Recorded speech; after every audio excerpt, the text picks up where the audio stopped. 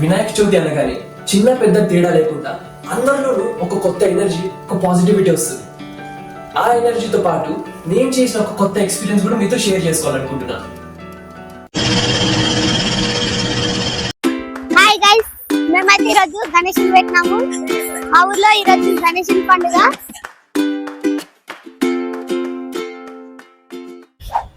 ఒక చిన్న ఊరు, దాని చుట్టుపక్కల అన్ని కొండలే. మనకు కావాల్సిన చిన్న వస్తువుకైనా ఆ కొండలు దాటి వెళ్ళాలి. అలాంటి ఊర్లో దశరథ్ అని ఒక ఆయన ప్రతిరోజు కట్టెలు కొట్టడానికి కొండ దాటుతాడు. అయితే తన భార్య లంచ్ తీసుకెళ్తూ ఉంటుంది రోజు. ఒకరోజు తను కొండ ఎక్కుతుంటే సడన్గా తన కాలు స్లిప్ అయిపోయి దెబ్బలు చాలా ఘోరంగా తాకి తను చచ్చిపోతుంది. టైంకి హాస్పిటల్ దొరక్క తన పరిస్థితి చాలా దారుణంగా అయిపోతుంది. ఇలాంటి పరిస్థితి ఇంకెవరికి రావద్దని దశరథ్ 22 సంవత్సరాల దాకా పొద్దున సాయంత్రం కష్టపడి ఒక్కడే ఆ మొత్తం కొండని 2 భాగాలుగా చీల్చేస్తాడు. ఈ స్టోరీ చాలా మందికి తెలిసే ఉంటుంది, మూవీస్లలో కూడా వచ్చింది. కానీ ఇది ఎందుకు చెప్తున్నానంటే వీడియో ఎండింగ్లో చూడండి, అది మీకు అర్థమవుతుంది.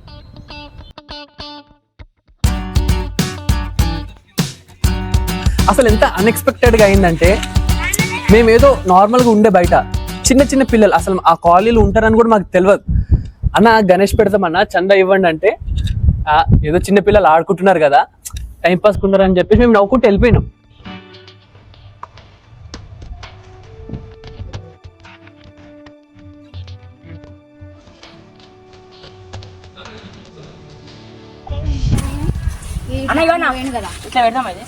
పెడదాం ఫస్ట్ కట్టలేదు. ఓన్లీ మేమిద్దరం వచ్చాం. మరి ఆయన ఇంటర్ ఇట్లా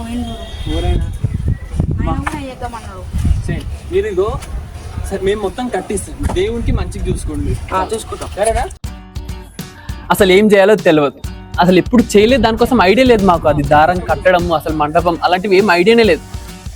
కానీ వాళ్ళది అదేదో తెలియని వాళ్ళ ఇంట్రెస్ట్, వాళ్ళ పిచ్చో చూసి మాకు ఏదైతే అది అయిందిరా భయ్, ఎట్లయినా చేద్దాం, అది టైం వేస్ట్ అయితే టైం వేస్ట్ అవ్వని, ఎట్లయినా రాని ఇక.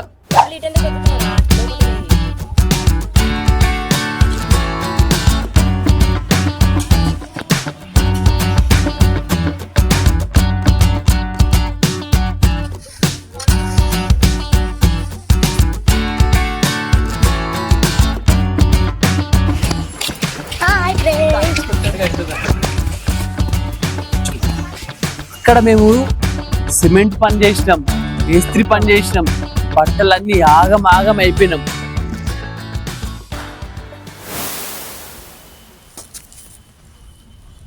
ఇక స్టార్ట్ చేసిన కొద్దిసేపటికే ఆ కాలనీ వాళ్ళందరూ వచ్చి, అసలు చిన్నపిల్లల మాటలు వింటారు ఏంట్రా మీరు, టైం వేస్ట్ చేస్తున్నారు, అంత ఇష్టం ఉంటే ఇంట్లో పెట్టుకొని పోండి అని ఇక వచ్చిన మాటలు అంట.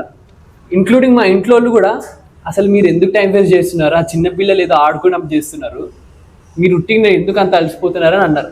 కానీ మా అమ్మమ్మ మాత్రం ఆ దేవుడికి ఆయన పూజ ఎలా కావాలో, ఎవరితో కావాలో అలా చేయించుకుంటాడు. అందుకే మనం ఎవరిని ఆపోదు. చూద్దాం ఎట్లా అవుతుందో, ఎంత అవుతుందో, ఎట్లా అవుతుందో అవన్నీ గమనిద్దాం, కానివ్వండి అని చెప్పి మాకు సపోర్ట్ చేసింది.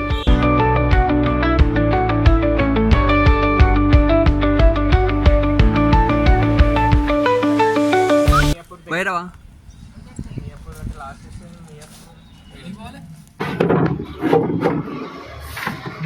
కూర్చుంటాడు అంతే.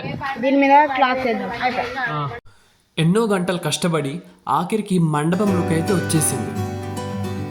ఆ కాలనీలో వాళ్ళు ఉన్న అందరూ ప్రతిరోజు వచ్చి పూజ చేయడం, కొత్త కొత్త ప్రసాదాలు పెట్టడం, ఆ కాలనీ మొత్తానికి ఒక కొత్త కలర్స్ లో నింపినట్టు అనిపించింది.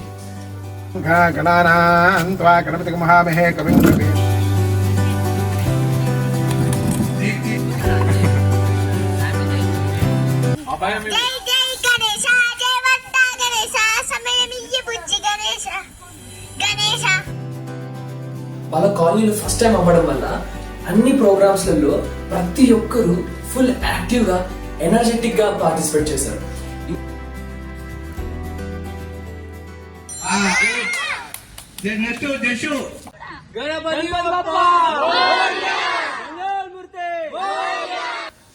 స్టార్టింగ్ లో చెప్పిన స్టోరీ గుర్తుంది కదా, ఇప్పుడు ఆ స్టోరీని దీంతో కంపేర్ చేస్తలేదు. కానీ చూడాల్సింది ఏంటంటే, మనం చేసే పని చిన్నదైనా పెద్దదైనా 10 మంది కోసం, 10 మందికి ఉపయోగపడడానికి ఏదైనా కొత్తగా ప్రయత్నిస్తున్నామంటే అందరూ నీకు పిచ్చోళ్ళని అనుకుంటారు. అసలు ఎవరు నమ్మరు నీ స్టార్టింగ్ స్టేజ్ లో. కానీ అవన్నీ నువ్వు గమనించకుండా కేవలం నీ కర్మ మీద ఫోకస్ పెట్టు. అప్పుడు నువ్వు చేస్తున్న కొద్దీ నీకు ఒక దారి కనిపిస్తుంది. ఆ దారి మొత్తం నీకు దేవుడే తోడుంటాడు. నాకు కూడా ఇలా మండపం కట్టాలి అనే చిన్న ఎక్స్పీరియన్స్ తోటి అర్థమైంది. మన స్టార్టింగ్ స్టేజ్ లో ఎలా ఉండేనో అది పని పూర్తి అయిపోయిన తర్వాత చుట్టుపక్కల ఉన్న సిచ్యువేషన్స్, మనుషుల మైండ్ సెట్ ఎలా చేంజ్ అయిందో. అందుకే నువ్వు కూడా ఏదైనా మంచి పని స్టార్ట్ చేస్తుంటే అది పూర్తయ్యేదాకా ఏదేమైనా సరే, ఎవరు ఏమనుకున్నా సరే అది పూర్తి చేయి. సో ఇలాంటి ఇంట్రెస్టింగ్ వీడియోస్ మేము మళ్ళీ మళ్ళీ తీసుకొస్తుంటాం. మీకు ఈ వీడియో ఎలా అనిపించిందో కమెంట్ బాక్స్ లో తప్పకుండా చెప్పండి. ఇంకా ఏదైనా కొత్త టాపిక్స్ ఉంటే అది కూడా సజెస్ట్ చేయండి. సో నెక్స్ట్ వీడియోలో మళ్ళీ కలుద్దాం. ఇప్పటిదాకా నేను మీ అర్థం. గణపతి బప్పా మౌర్య.